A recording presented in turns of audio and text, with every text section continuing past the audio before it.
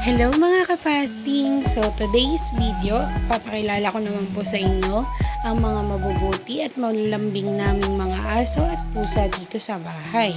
So ipapakita ko sa kanila or sa inyo isa-isa ang aming mga alaga at kung paano namin sila paliguan at pakainin everyday. So yan, makikita niyo mga aso namin at pusa dito. Ang unang-una ay ang aking original na baby, Alaska. Belgian Malinois po siya na galing sa aking kuya na para maging guard dog namin sa bahay. So yan, super lambing po niyan. Kahit ang laki-laki niya, hindi ka matatakot sa kanya. Kasi pwede siyang lapitan ng kahit sino at mahahawakan siya ng kahit sino. And syempre, next naman si Shadow. Kahit hindi siya itim, puti siya, no? Siya naman po ang aming pangalawa at 5 years old na po siya na Shih Tzu. At ang paborito po niya na yung aking papa. So, hindi po yan nasunod sa amin talaga. Kay papa lang po talaga. Pasaway po yan. Maldito yan. Maldito. Yan. Oh, lambing-lambing pa more. Oh, kaway-kaway. Oh, tingnan mo. At next naman si Marshall and Chase. Yan po yung mga baby dogs namin ngayon dito sa bahay. At sila ay mga aspin, no? Or asong Pinoy. Be proud, ha? Cute po lahat ng mga aspin. So malalambing din po yung mga yan. Medyo makukulit lang at maiingay sa gabi. Oh, yan, cute. Oh, andudungis. Mamaya po ang ligo. So next natin ay si Nene. Siya naman ang aming aspin mama. So sa 6 months namin dito sa Pangasinan sa bahay po ng biyanan ng ate ko, pangalawang baby niya na po yan. Pag sakali man na nanganak na siya, pangalawa niya na po agad yan. Ganyan siya kagrabe. O diba? Preggy, pahiga-higa lang. O, sarap buhay. Next naman ay si Bansot. O, tatakbuhan pa po ako niyan. Si Bansot naman po ang mama dog ng 2 puppies. So, yan. O, tatakbuhan ako niyan eh. O, malambing din naman po yan. Kaso, mailap talaga siya pagka alam niya nga hawakan na siya or something. O, tulad po niyan, diba? O, diba? Inalisan niya pa ako. Pinapunta niya pa ako dyan. O, para sundan sila. Ang cute. Mother and daughter. O, no. Son pala. Mother and son. Chase. Yay! And syempre, ligo time na. Ang unang-una po natin sa video ay si Coco. Siya po si Coco, ang aming Persian cat. Alaga po yan ng aking ate. At yan, pinaliguan niya rin today ang kanyang Persian cat. At mabait po yan maligo. Next naman itong makulit na to. Siya naman si Vivo.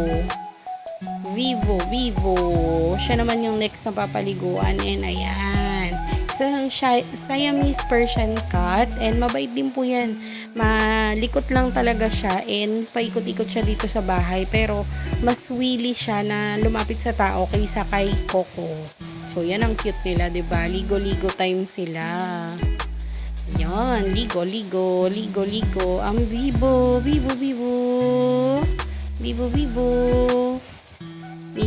Ligo.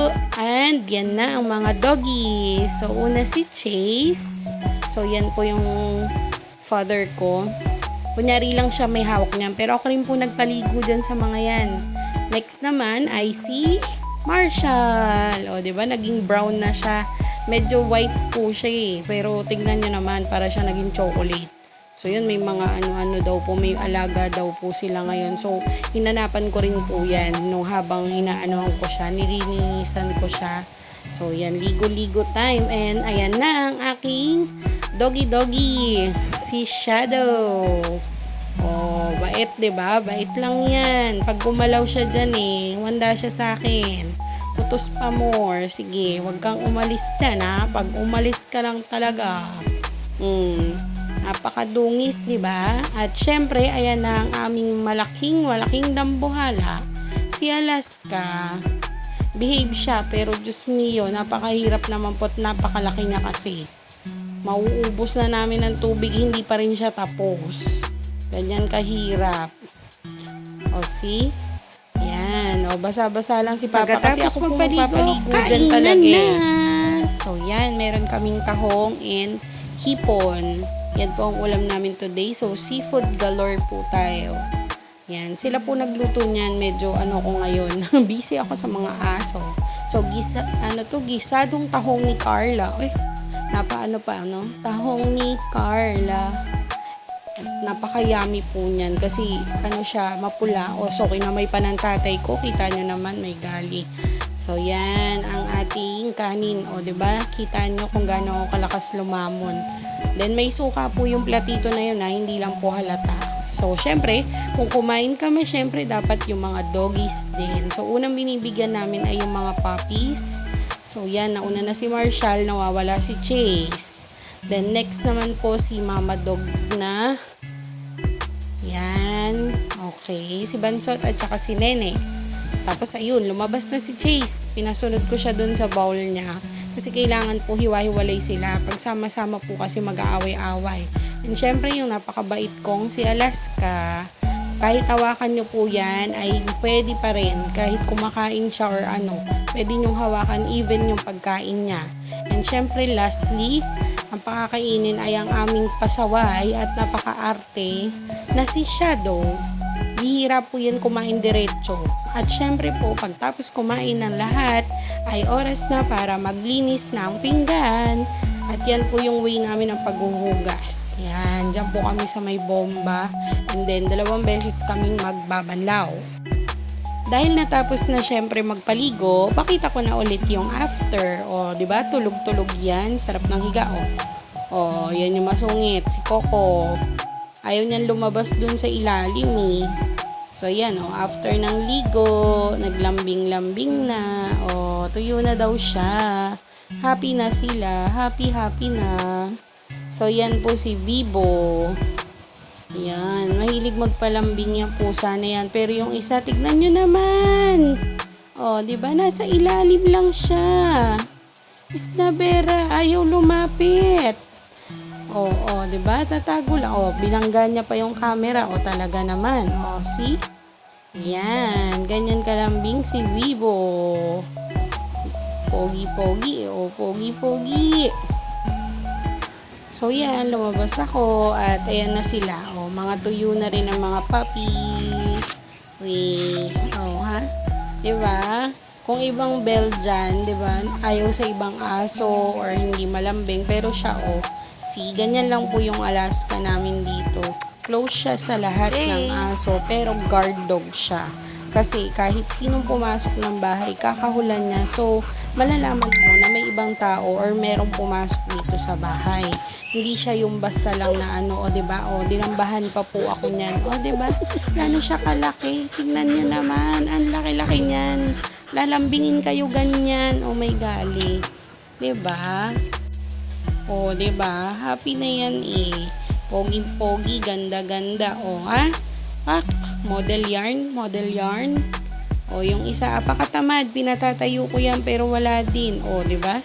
Tsura pa lang. Wag mo akong guluhin, amo. Wag mo akong guluhin. Yung isa, nakaposing pa. Pak. Itong isa, nahihiya. Bansot, na? Yan yung 2 doggies. Diba? Ganyan lang po kami dito sa bahay para sa mga dogs namin. So, pag may pet po tayo, kailangan po inaalagaan natin, Hindi yung, diba, yung iba nananakit or what. Alagaan po natin sila kasi ganun din po yung ginagawa nila para sa atin, Kaya nga po tinawag natin silang mga best buddies. Kasi babantayan nila tayo as far as inaalagaan din natin sila. So, binabalik po nila yun sa ating lahat. So, diba?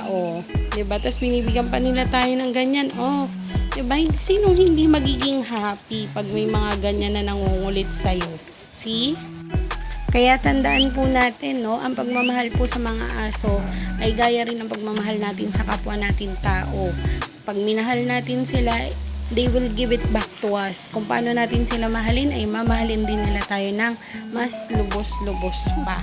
Ganyan po tayo dapat sa mga aso natin, either aspin or yung mga may breed. Lahat po yan ay may buhay. So, kailangan po lahat sila ay alagaan at mahalin natin. Yun lang. Bye!